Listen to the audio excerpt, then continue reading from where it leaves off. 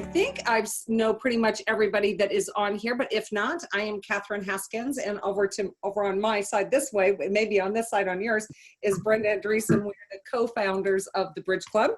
And I have to say, I am so excited about tonight. I'm excited for tonight for a couple of reasons, and I'm totally going off script here, so Kathleen, don't freak out. So Kathleen actually joined the Bridge Club and came to us and said, hey, listen, I have a topic that is really important to me that I feel like would be great for other Bridge Clubbers. And that is absolutely made our hearts explode, because it's absolutely what the Bridge Club is all about. But I happen to know Kathleen's journey, though I did not. She started her career on a pig farm. That was new. I have known Kathleen for, we won't say for how many years, but I have known her for a very long time.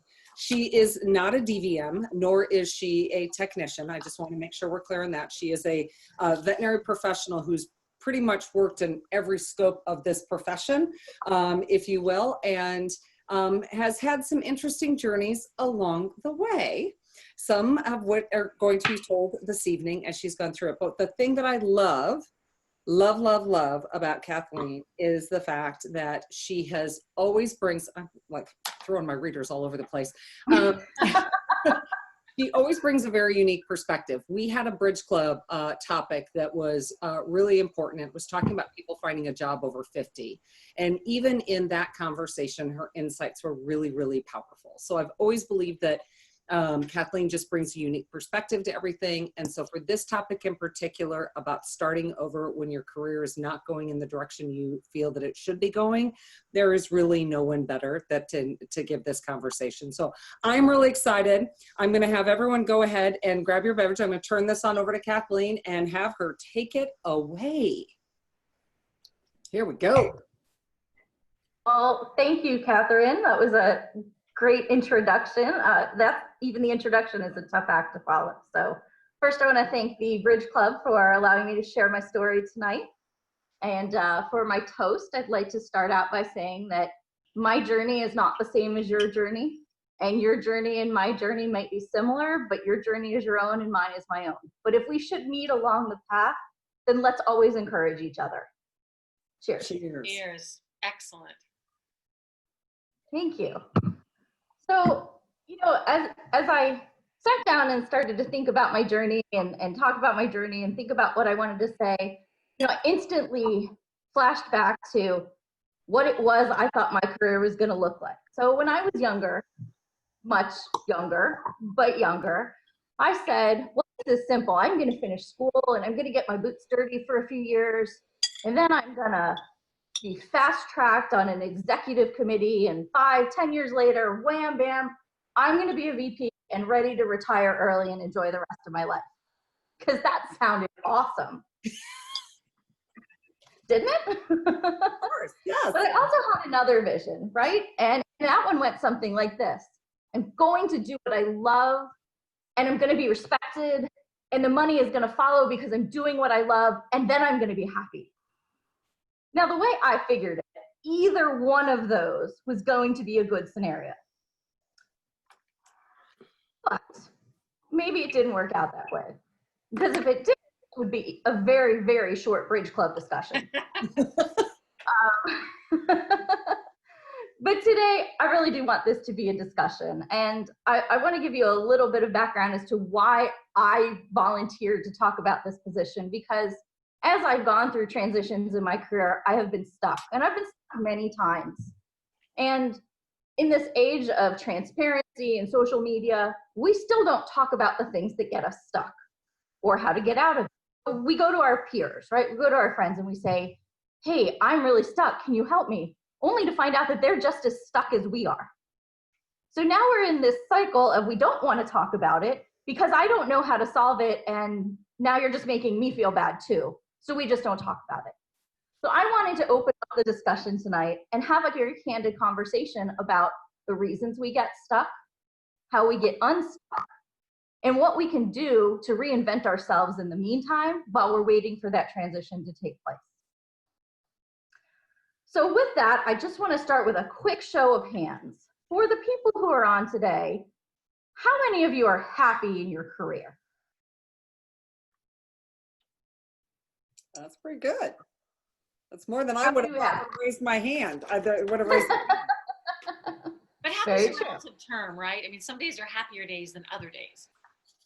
Absolutely, absolutely. It's all about the perspective, right?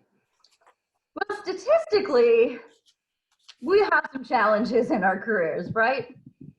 Only about 45% of Americans say that they are happy or extremely happy or satisfied with their job.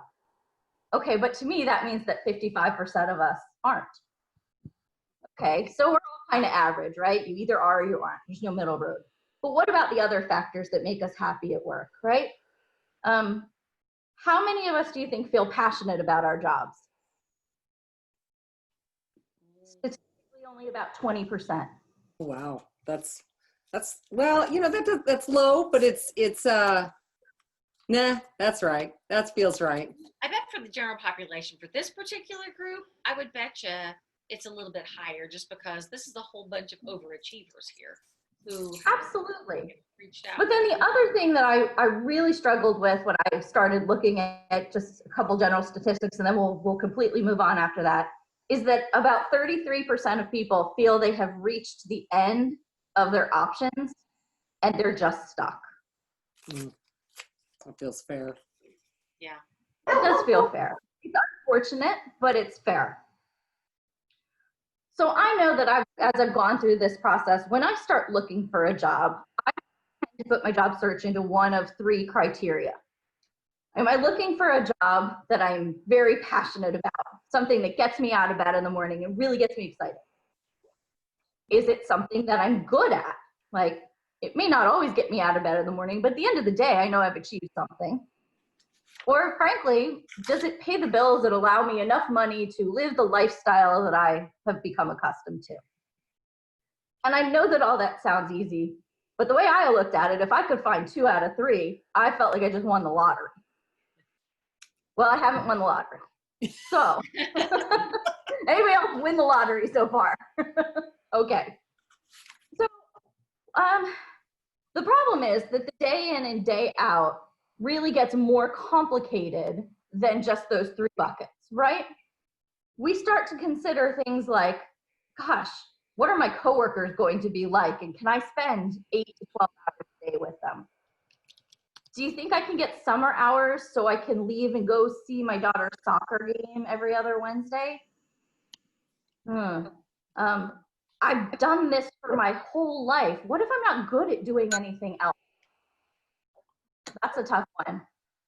But the toughest one to me is I've dedicated my life to this company or to this job, and the owner sold off the business and they're moving the company to another state and I don't have a job anymore. Now what do I do? Change itself is hard. Change is always hard. But the hardest changes are the ones we never saw coming. Now, the first time I was laid off, and yes, it has happened more than once, I was completely overwhelmed. I was in grad school. I didn't even have a savings account, let alone have any money put away to live off of.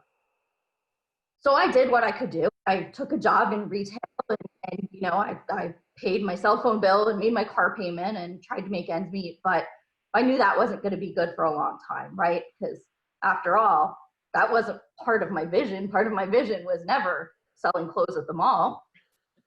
Okay. So I thought, what can I do? So I started networking, right? And I found a career coach and a life coach. And I read all of these books that are going to make me into the better person. And all of that was great, but it still didn't get me a new job. So one day, an opportunity came up and somebody offered me a job. And I looked at that job and I said, well, guess what? This is going to look great on my resume. I didn't accept the job because I was particularly good at it.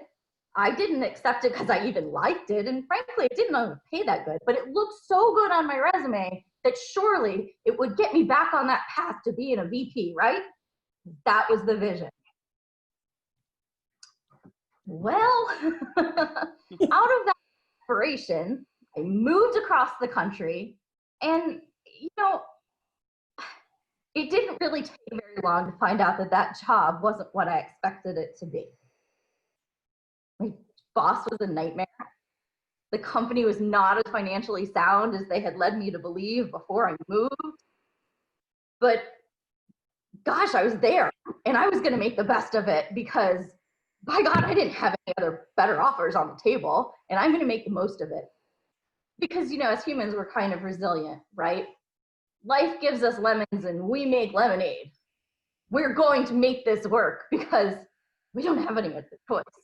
And if I just try a little bit harder, then it's going to work and everything will be fine. Problem was, I wasn't just stuck in a job that I wasn't happy in. I created an environment that got me stuck even further. I was actually creating my own getting stuck. Jobs are jobs and they serve a purpose, but when you create an environment, when you make yourself get stuck, well, now you've got trouble. So what does getting stuck look like? Well, I like to call it being stuck in a trap. And the trap goes something like this, and it's a little different for every person out there. But you know you're in the trap, you start a sentence this way. If I just, now fill in your blank, then things will be better. I know that I really hate getting up at 4:30 in the morning, but if I just show up a little bit earlier, then my boss will see that I'm a hard worker and appreciate me, and things will be better. If I just stay a little later, if I just, spend less time with my family, then things will be better. If I just send out 5 more resumes, if I just call 6 more networking sites, if I just read 3 more self-help books, we create ourselves we stick ourselves into a frenzy that we've created. So I want to pose a little question to the group, and feel free to kind of fill in on chat on this. What are the things that are getting us stuck, right? What are our fill in the blanks? And this is completely anonymous through chat, but I want to ask Catherine to share a little bit with the group, because we all get stuck, and chances are we've all gotten stuck for the same reasons. And the traps that we create for ourselves are universal. So I would say, as we're looking, if you haven't looked at the chat, so Rebecca started off, I think fear is huge, huge. Fear, oh, I mean, it can can freeze you, right? And I love Holly's pride. Well, why would I just got laid off. Why would I go and quit a job that's paying me good money? Why would I do that? Why would I do that? Yeah, letting others down, the expectations of others. I think that's huge. Expectations of others, absolutely. We absolutely put ourselves in a trap. If I just had more skills, if I just had somebody else to blame, that's a good one. Yeah. How about this one? If I'm just a little more loyal. Yeah. If I just, I'm so loyal to this company, and the more I'm loyal, the better the situation is going to get. The problem is, don't let loyalty keep you from something that common sense tells you to leave. Oh, common sense. Gotta love that one. Tears on that one. Good old common sense has stepped in to save me more than once. Oh, that's great. I love that. Okay, so now that we know what our traps are, and we've identified it for the lie that we have to tell ourselves in order to get up in the morning, how do we move forward? How do we get ourselves out of our own trap that we've created? So I think about it this way. If I want my life or a situation to be different next year, next week, next month, or even tomorrow, I have to know what that better looks like. Because clearly the vision I created for myself was not realistic. So how do we move from this unrealistic vision to a realistic vision that still allows us to grow into who we're going to be? Right? Now, I like to use the example, well, as I've gone through my life, I've just kind of accepted whatever came next. I never really set a path. I didn't have a plan. I just knew what the end result was going to be. And how I got there, didn't really know. And so I was reminded, we've all seen Alice in Wonderland, right? And the Cheshire Cat. So Alice comes up and meets the Cheshire Cat, and Alice says, well, which way do I go? And the cat says, well, where do you want to go to? And Alice says, well, I don't really know. And the cat says, well, then it doesn't really matter. So if we don't plant our own vision, then we're going to continue to get stuck in this cycle, right? So as far as getting unstuck, when I have been stuck in this situation, I resort to the good old-fashioned making of a list. Now, I know that probably sounds silly because God knows I thought it was silly the first time I did it. But, you know, I read it in a book somewhere, and surely when you read it in a book and you write it down, then it must come true, right? That's how everything seems to work. Just write it down. But I was still in the state where I thought what I wanted didn't matter. Because what really mattered was, how was I going to get out of the situation that I was in, that I wasn't happy in? Who would pay me to continue to do stuff? And what would that look like to other people? You see, I had to look at my list differently. Because if I didn't ask the right questions, then I would still end up in the same situation over and over and over again. So when I started to write my list, I looked at things like, what traits do I need to see in my boss in order to make me feel content? That's a good question, right? That was never a question on my VP plan. What kind of a manager do I want to be to the people that might report to me? Those are much harder questions to answer and much, much more specific.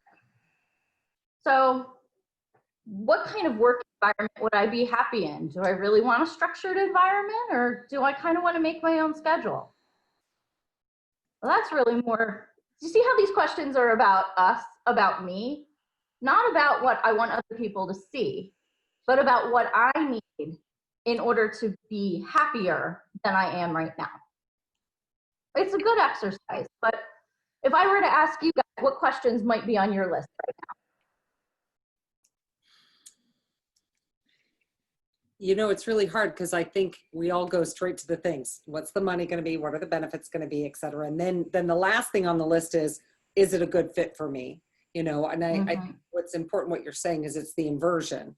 And I will say that I think as we get older, we get better at doing the inversion, and start with, what do I want first? But if money is an important piece of it all, it's funny how that can dictate it, right? And tell you where you're going. Yeah.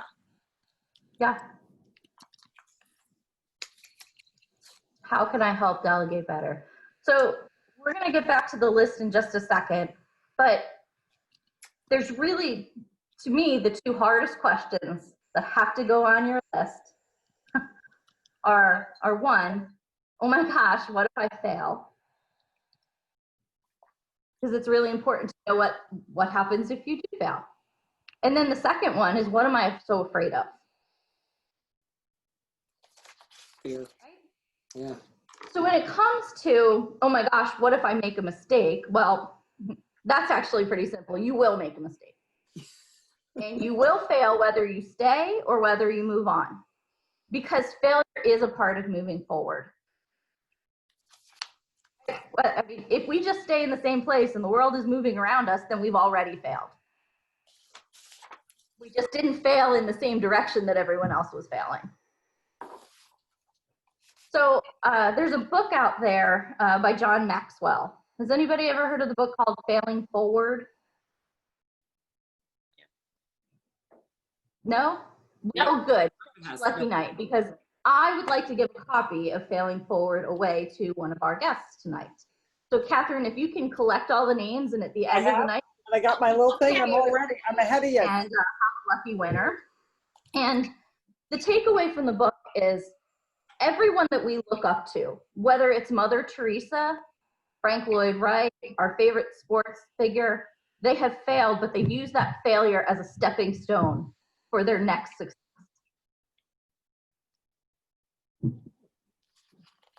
But what if I still can't move on? What is it that I'm afraid of? And, you know, sometimes we have to close that door in order to move on. But what happens when things don't work on our own timing, right? Remember that list of questions when I asked myself what kind of a manager I wanted to be? I can use the time that I'm waiting to become that person in the meantime. Use that time to try a different management style. Use that time to be a different type of team player. Instead of always being the leader, let someone else be the leader and watch how they do it. Use that time to develop your skill set that you will then apply to your next step. Okay. So some of my final thoughts, just as we move forward before we get into our discussion at the end, is that, you know, I'm not really, I have a favorite expression. I'll just put it out there. And we've all heard if we do the same thing, then we'll get the same result, right? Mine was a little different. I am not afraid of trying something again. I'm just afraid of being disappointed in the same way that I'm disappointed right now. So for what that's worth, it's just something I like to refer back to. The other thing I refer to, again, is my list. So if I know what I'm looking for, even if I don't find it, then at least I have a different expectation going into my next situation. So to wrap things up and kind of get back to where we started, I would be lying to say to you that I've embraced every step of my journey, and if I had to do it all again, I would do everything exactly the same way, because that's just not true. I've made plenty of mistakes, and I've owned them, and I've moved on to the next step. So in our discussion, maybe we could talk a little bit about how some of us have done the same thing. So to wrap things up, I would like to end with another toast. Oh, here we go. I am thankful for the struggle, because without it, I would not have found my new strength. Cheers. Cheers. Excellent. So I will draw the name, but I do also want to tell people I neglected to say where she is now. So do you want to tell folks what you do now? And then I will draw the name. After a 20-year career in many aspects of the veterinary profession, I have taken a step back, and I am a product development manager for Chewy.com. I work for a technology company that has an equal passion about pets as I do. That's awesome. That's awesome. Whole Okay. different world. So I seriously did write these down, and then whoever wins, Okay. private message me your address so that I can make sure we get this to you. Okay. And it's Michelle on her iPad. So I don't know who it is now, Michelle. So on the iPad. So if Michelle on the iPad, Michelle can send me a private message with your address, then we will make sure that we get you the book. So I think that that's fantastic. And now let's kind of open it up. We are, for those that have to get off at the 25-minute mark, so she did a great job of staying right on the time frame, but this is now where we really get to engage and talk with one another. And I think I get to have a sip of wine now. yes, now you can have a beverage. Absolutely. Oh, I'm so jealous. And it's only been a day. It's crazy. Any thoughts, any questions as you're kind of going through this, the list idea? I know, Rebecca, you've got a lot of advice. You had a book you wanted to also share. Let me make sure you are unmuted. Yeah, that'd be great if I can. So some years ago, I read Karen Smith's book on career choices for veterinarians. And I'm the kind of person that says, oh, well, if there's career choices for veterinarians, there needs to be a career choice for veterinary technicians. Sure. And, oh, see, there you go, Deb. See, Deb's got it. That's the one for veterinarians. Right there. Yeah, oh, I don't have mine. And Dr. Smith and I have done a number of things through the years. So it's usually like, hey, Karen, I see you got a book. Can I copy it? And she's like, no. But so those are two books that people might be able to benefit from in chapters and helping people see what are the options, right? So Chewy, I mean, you stepped into industry. Kathleen, how did you get into industry? Oh, actually, that's a fantastic question, and it's an interesting story because I had just been laid off from my pharmaceutical job. The company had downsized, laid off the entire marketing team, And I had a conversation with someone I worked with about 15 years ago, and she point blank asked me, well, what do you want to do now? And I didn't have an answer. And she said, tell me the first thing that comes to your mind. I said, Chewy.com is awesome, because I think there was probably a commercial on TV. And she said, why don't you go check that out? And that began my journey into making a transition into a technology company. Because I didn't know that that opportunity existed for me. So, Kathleen, there's a question from someone in the gallery that I wanted to know if you worked before Chewy.com. So give us a little background of where you've been. Sure, I was with Vervac Animal Health for a couple of years, and I worked in pet food for Royal Canin, and I've also worked for some supplement companies on both the human and animal health side. And I met her when she was with Bayer, which was a long time ago. Long time ago. Which is awesome, which is absolutely awesome. So I would love to know, and I don't know if I'm the only one who'd love to know, but I would really love to know, Kathleen, like, how did the Chewy opportunity come your way? And how did you stay so positive and optimistic up until you found a spot where you knew it was going to be a good next place for you? Yeah, so one of the questions that I had asked myself, or it wasn't so much a question as an answer, just that I knew I was ready for change. You know, I had been in the same type of a position for several years at several different companies, and I just felt like I was doing the same thing regardless of what t-shirt I was wearing. And I was ready for a change. I really wanted to do something different, but I had no idea what that looked like. So when I reached out to my friend, I said, well, what else might be close that at least I'd have a chance to get my foot in the door? And where I thought Chewy was going to be very similar to the type of work I was used to doing, boy, I couldn't have been further from the truth. Where the journey took me is that I came in contact with a company that was very energetic, very young-minded, very entrepreneurial, which are all things that I really had never had a chance to experience working in industry. You know, we always talk about innovation, but innovation takes a long time. I was with Chewy for 5 months, and I had already launched 6 products, which was shocking to me. That's a long time. Yes. It is a very entrepreneurial spirit. And honestly, I didn't know that that was something I wanted. But once I let myself be open to doing something different than what I was currently doing, I found a whole different side to myself I didn't know I. But it was I sent a resume in online. It was a blind send of a resume, and, you know, 6 phone calls, 2 in-person interviews later. So, and it all happened very quickly, but it all happened in the time it was supposed to happen. It wasn't the time I set for it, but it was the timing that it was supposed to happen. I think one of the things I found really powerful when I had talked with Kathleen before, and after she had gotten laid off, her physical response was not, oh no, but rather, thank God. And I think from the notion of knowing that it was not taking her in the right place, and you know, I had not to disclose anything, but I had told Kathleen that I could tell she was exhausted. She just didn't look, you know, whenever you saw her, she looked more drained, you know, and now when you see her, she's like, hey, how you doing? And I think, yeah, exactly.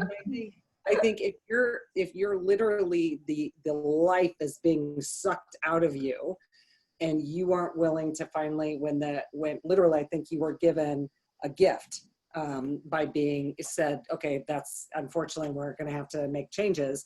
It was a gift for you, and look where you are now as a result.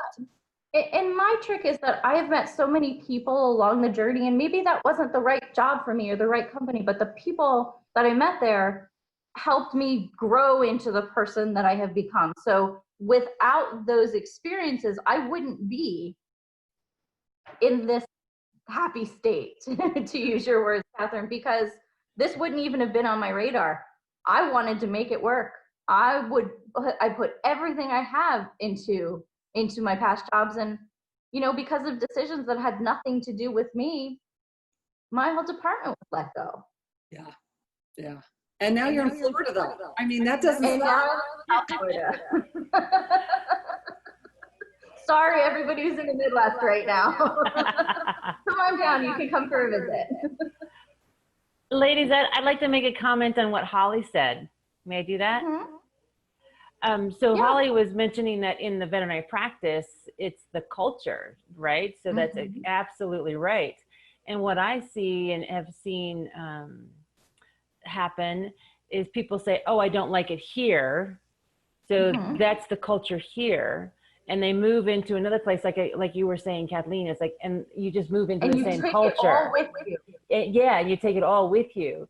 So what advice would you have to people about saying that values piece and morphing into a new culture? It's kind of like that bad divorce. Oh, that was that divorce. Oh, damn, I'm in the same spot, in the same marriage. I mean, in a different marriage, but same circumstances, right? So absolutely. What advice would you have for that? So that is a great question because,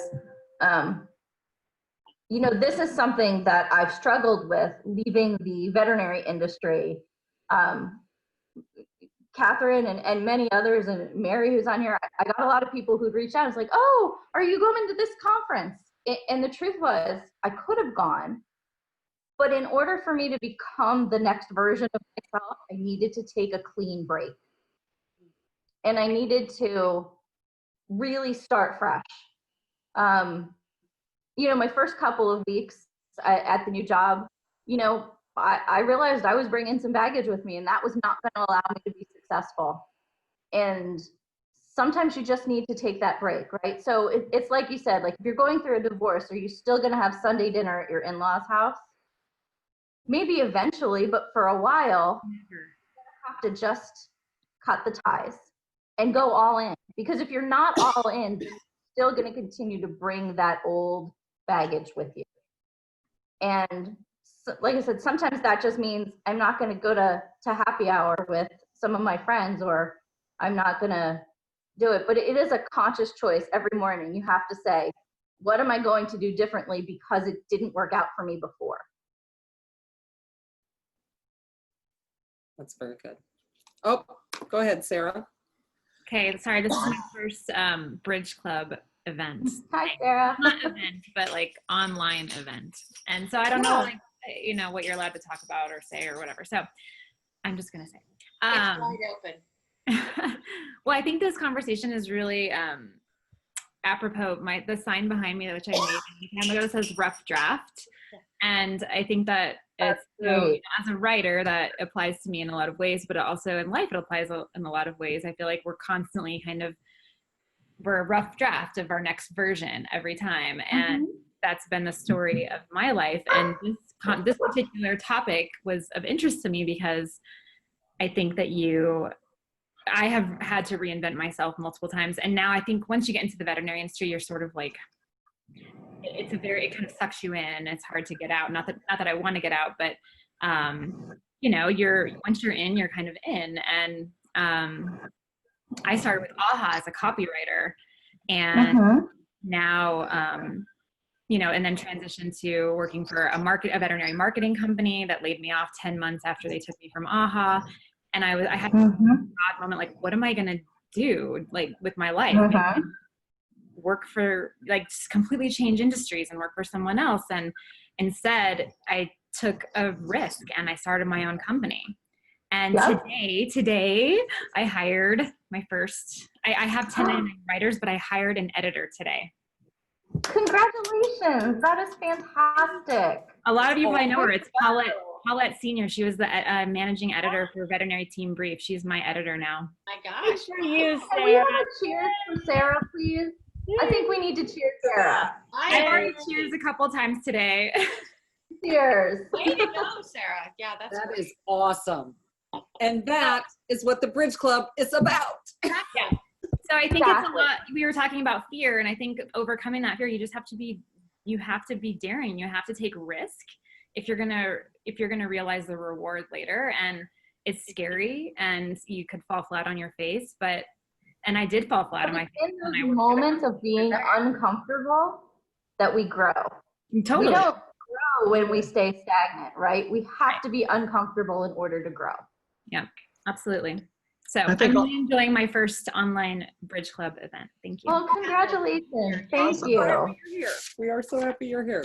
And I think all of us have been through that where something has changed. And it was 6 years ago this month that I started my own company and being on my own. And it's really kind of taken off this year more than be careful what you wish for is all I can say. Sometimes it's like, oh my God, I can't keep up.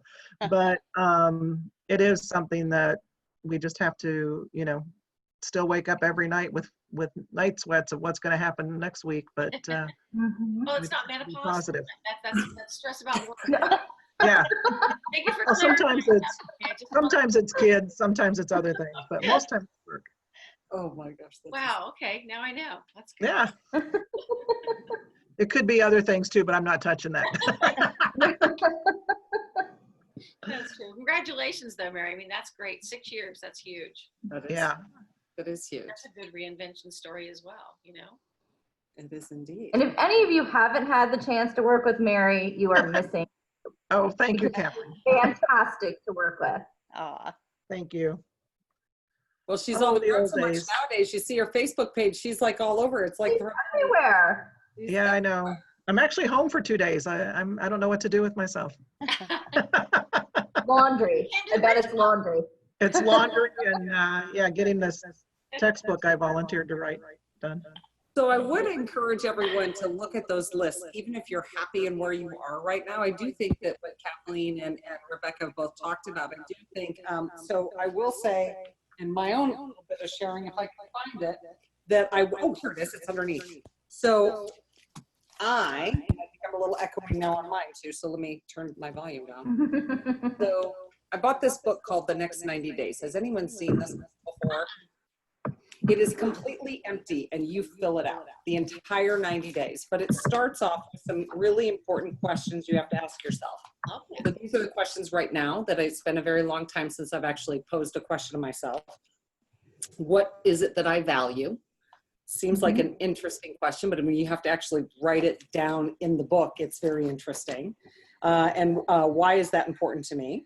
What do you do that comes naturally? So you've got, what are your natural talents? What do I enjoy doing? And these next two questions are the most powerful. And what I am my best self when, and I am not my best self when. And it's interesting. And then it says, what do you want to shift? And, what is your why? And why are you looking at the next 90 days? And so it's an interesting little journey of questions that, while mine are not career focused, mine are very personally focused right now.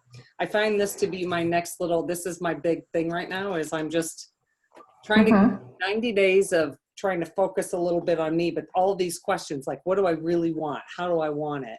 I think are really important. So for that, I really am grateful, Kathleen, for you bringing those questions forward.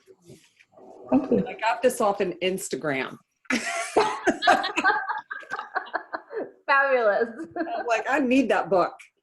So, well, with that, guys, we want to make sure, is there any other comments or questions? We want to make sure everyone enjoys their experience. And I know Brenda's glass is empty, and that's never a good thing. That's okay. I'm dealing with it just fine, girls. I'm good. Oh my gosh, so funny. My husband already refilled me. Oh. So I do have to share just really the best thing that was ever said to Brenda and I at the entire WVC came from a well-known DVM, nice man. And he says, I just have one question for you and Brenda. How are your livers? and the both of us took a moment and went, they're doing okay. Just kind of like, well, I think we're fine. I was like, well, and the funny part is he's been to one or two of our bridge clubs. So the fact that he knew that cracked me up. And I was taken back when I thought, okay, well, now we know. Right there with the bourbons and the other stuff too, right? So it was good. Yes. He's a shrinking violet kind of guy. Yeah, it's good. It is good. Any other parting shots for this Thursday evening? Can I add something? Absolutely. Absolutely. So I I wanted to add that it's also okay to realize that you were wrong about what you wanted. So Absolutely. the vet world is a second career for me. I landed my dream job out of college with a degree very, very different from what I'm doing now. Thought it was everything I wanted, hated every second of it. Lasted about 1.5 years, you know, so. Well, at least you figured it out early. You figured it out Could have early. been worse. But I was miserable for 1.5 years. You know? Well, congratulations on finding your happiness. Absolutely. Cheers on that. That is. To you, Karen. Yeah. Happy to have you back. That is Karen. Thank you for joining us. That is important. I think a lot of people have done pivots in their careers. Well, it's interesting. If I can make one more comment, because I know we're running out of time, but so many, you know, Catherine and I spend a lot of time, veterinarians ourselves, but we spend a lot of time with veterinary professionals. And so often we come across people who I think feel like they went to school to become veterinarians, so they absolutely must continue to be a veterinarian. And I think, you know, Karen, the way you flipped the switch a little bit, you know, you weren't, and then you became. I'm still paying my student loans, so. But, you know, sometimes what you thought you were meant to be turns out that's not what you were meant to be, whether it's a veterinarian or a doctor or, you know, a public relations person or, you know, advertising person or a writer, you know. So giving ourselves a permission to do what Kathleen has done, which is look for the new you, reinvent yourself, is really, really important. And I'll just add to that, Brenda, it's absolutely necessary, right?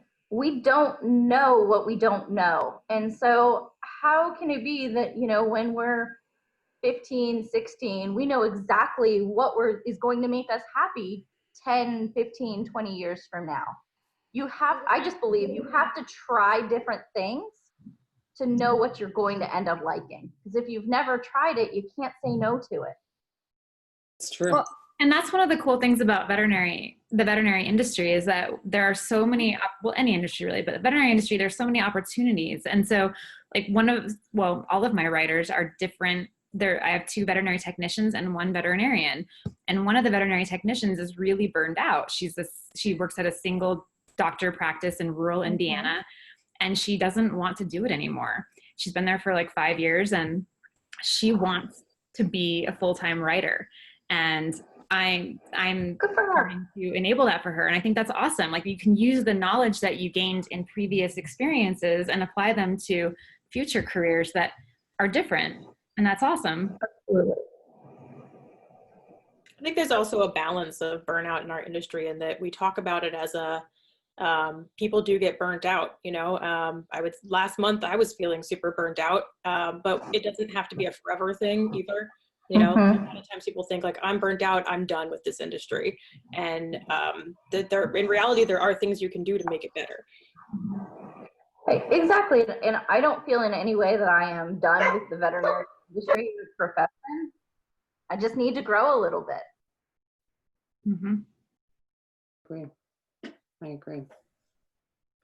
So with that, folks, I will have us raise, because we've done it a lot tonight. Might as well raise it one more time. One more time. I want to thank you all so much. Kathleen, thank you for sharing your story. Thank you for being so candid. Thank you for the engagement. This is fantastic. So thank you so much, and cheers to everyone, and have a great evening. Cheers all. Cheers. Thanks, everyone. Awesome sauce. Till the next one. Till the next one. Good night, everybody. When is our next one? Good night. When is our next one, Brenda? I have to look on the list. At the end of the month on opioid diversion. Opioid diversion. So cool. Yes, if you guys are interested in knowing what's going on. What was the date on that, if you don't mind me asking? It is the 27th. I know, I'm like, I hope you remember. I know. Okay. I'll try. I've got about 3 places to be that night. So. I know. I think it's. Yeah. Well, the good news is, Mary, you're a member, so you get the video. I can get it recording. Yeah. And we are rebuilding our website, so everything will be easier to achieve probably in the next 3 weeks. That sounds great. It'll be easier to get to. Yeah. Awesome. Yeah. Thank you guys very much for coming. We appreciate it. Okay, take care, everybody. Thank you, everyone. Thanks for listening. We miss you. I will see you later, everybody. Cheers.